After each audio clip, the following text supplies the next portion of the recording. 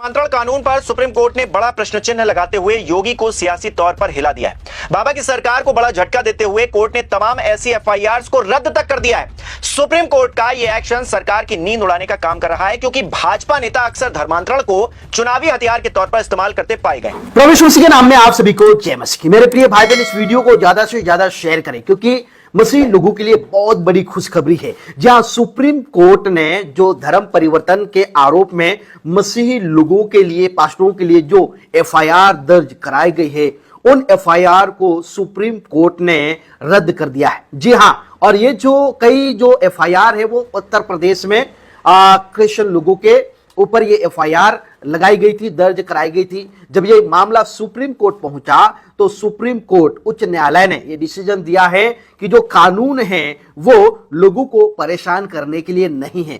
इसलिए धर्मांतरण के आरोप में जो एफआईआर मसीह लोगों के ऊपर लगाई गई थी उनको खारिज कर दिया है, रद्द कर दिया है। लगभग 5 एफआईआर उत्तर प्रदेश में रद्द कर दी गई हैं, जिनमें यीशु दरबार के एक बिशप जिनका नाम है राजेंद्र बिहारी लाल, उसके बारे में आप सभी लोग जानते हैं। यीशु दरबार यूपी में चलता है और काफी लोग उनसे जुड़े हुए हैं। उनके ऊपर भी एफआईआर दर्ज कराई गई थी कि यहाँ पर धर्मांतरण होता है, प्रार्थना सभाएं होता है, ऐसे करके झूठे झूठे आरोप लगाकर एफआईआर दर्ज कराई गई थी। जब ये एफआईआर जब सुप्रीम कोर्ट में पहुंचा तो सुप्रीम कोर्ट ने कहा है कि एफआईआर गलत है, इनमें जो भी बताया गया है वो बिल्कुल गलत है, झूठा है, इसीलिए इन एफआईआर को रद्द कर दिया गया है। देख सकते हैं कि उत्तर प्रदेश में धर्म परिवर्तन कानून लागू किया गया है। सुप्रीम कोर्ट ने यह भी कहा है कि कोई भी एफआईआर अगर करवाता है तो उनका रिश्तेदार और वो खुद करवा सकते हैं, लेकिन जो मसीह लोगों के ऊपर, जो पास्टर के ऊपर जो एफआईआर दर्ज कराई गई थी वो तीसरे पक्ष के द्वारा दर्ज कराई गई थी, इसलिए सुप्रीम कोर्ट ने रद्द कर दिया गया है। जा रहा है कि कानून लोगों को परेशान करने का जरिया नहीं है, सुप्रीम कोर्ट ने कहा है। सुप्रीम कोर्ट ने यूपी में दर्ज अवैध धर्मांतरण की 5 एफआईआर रद्द कर दी गई है। सुप्रीम कोर्ट ने जिन एफआईआर को खारिज किया उनमें कुछ गड़बड़ियां पाई गई है।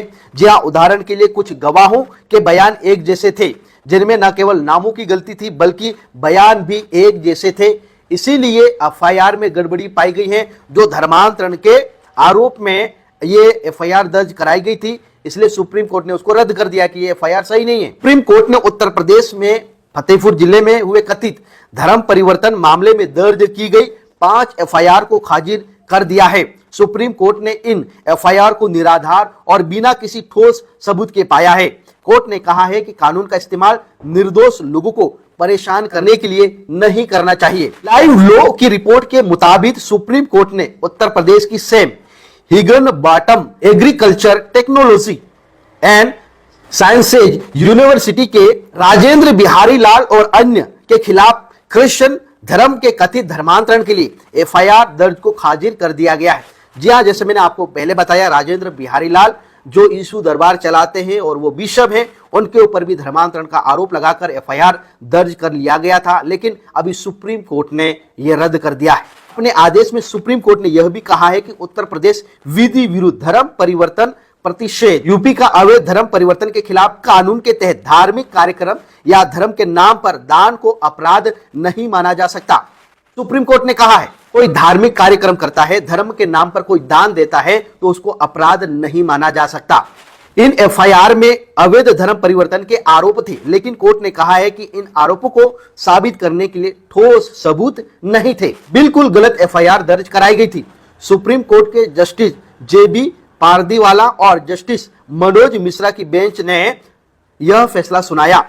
सुप्रीम कोर्ट ने यह भी माना कि जो एफआईआर तीसरे व्यक्ति ने दर्ज कराई थी वे कानूनी रूप से गलत थी। तीसरा पक्ष ने दर्ज करवाई थी जो कानूनी रूप से बिल्कुल गलत थी। 2022 में ये एफआईआर दर्ज कर दी गई थी। उस समय यूपी धर्मांतरण विरोधी कानून के तहत केवल पीड़ित या उनके रिश्तेदार ही एफआईआर दर्ज कर सकते थे, कोई बाहरी व्यक्ति बिल्कुल नहीं कर सकता है। लेकिन जो बिशप और अन्य लोगों के ऊपर जो धर्म परिवर्तन के आरोप में जो एफआईआर दर्ज कर दी गई थी वो तीसरे व्यक्ति के द्वारा, तीसरे पक्ष के द्वारा एफआईआर दर्ज कराई गई थी, जो सुप्रीम कोर्ट ने गलत माना। सुप्रीम कोर्ट ने जिन एफआईआर को खारिज किया उनमें कुछ गड़बड़ियां पाई गई। उदाहरण के तौर पर कुछ गवाहों के बयान एक जैसे थे, जिनमें न केवल नामों में गलती थी बल्कि बयान भी एक जैसे ही थे। सुप्रीम कोर्ट ने यह पाया कि गवाहों के बयान मैकेनिकल तैयार किए गए थे और उनमें कोई असलियत नजर नहीं आ रही थी, यानी कि जो बयान है वो भी बिल्कुल मैकेनिकल तैयार किए गए थे, कोई भी उसमें सच्चाई नहीं थी। इसलिए सुप्रीम कोर्ट ने इन एफआईआरों को खारिज कर दिया। इसके अलावा कई एफआईआर में आरोप था कि चर्च में धार्मिक कार्यक्रम आयोजित किए जा रहे थे, जैसे प्रार्थना सभा है। सुप्रीम कोर्ट ने कहा है कि धार्मिक सभा आयोजन करना या धर्म के नाम पर चैरिटी करना कोई भी अपराध नहीं है। सुप्रीम कोर्ट ने स्पष्ट रूप से कह दिया है कि कोई भी धार्मिक कार्यक्रम करता है, चैरिटी बनाता है, चैरिटी के नाम से कोई भी अपराध नहीं है, सुप्रीम कोर्ट ने स्पष्ट रूप से कहा है। हैरानी जताते हुए कहा है कि हम यह समझ नहीं पा रहे हैं कि इस तरह के धार्मिक आयोजन को कानून के प्रावधानों का उल्लंघन कैसे पाया जा सकता है, जबकि धर्म परिवर्तन के लिए लुभाने या लालच देने की कोई सीधी कोशिश नहीं की गई। कोर्ट ने यह भी कहा है कि एफआईआर में जो आरोप लगाए गए थे वे एक ही घटना पर आधारित थे और समय के साथ साथ अलग अलग शिकायतकर्ता आकर आरोप लगा रहे थे। कोर्ट ने कहा कि उनके बयानों में गंभीर विरोधाभास था। सुप्रीम कोर्ट ने कहा है कि आपराधिक कानून को निर्दोष व्यक्तियों को परेशान करने का जरिया नहीं बनाया जा सकता, जिससे अभियोजन एजेंसियों को पूरी तरह से गैर भरोसेमंद सबूतों के आधार पर अपनी मर्जी से अभियोजन शुरू करने की इजाजत मिल सके। सुप्रीम कोर्ट ने एक छठी एफआईआर पर कहा है कि यहां भी अवैध धर्मांतरण के आरोपों पर कार्रवाई नहीं की जा सकती, क्योंकि ये आरोप किसी पीड़ित ने नहीं लगाए थे।